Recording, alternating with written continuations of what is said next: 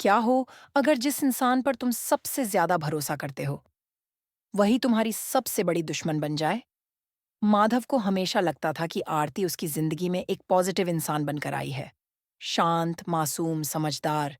लेकिन उसे क्या पता था कि जो मासूमियत उसकी आंखों में दिखती है वो बस एक नकाब है। असल खेल कुछ और ही था। माधव की जिंदगी में भूचाल तब आया जब अचानक आराधना गायब हो गई। हर जगह तलाश की गई, हर रिश्ते से पूछा गया, लेकिन कोई जवाब नहीं मिला।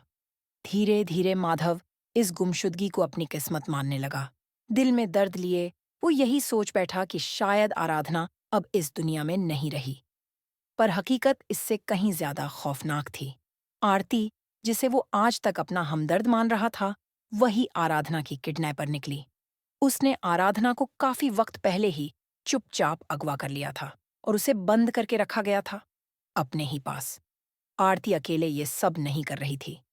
उसके साथ था एक और चेहरा, आरंभ, आरती का एक्स हस्बैंड, जो अब उसके साथ मिलकर अपना निजी बदला पूरा कर रहा था।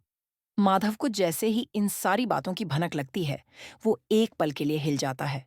उसे यकीन ही नहीं होता कि जिसे वो अपना सबसे बड़ा सहारा मान रहा था, वो ही उसकी आराधना की सबसे बड़ी दुश्मन निकली। लेकिन माधव चुप बैठने वालों में से नहीं था।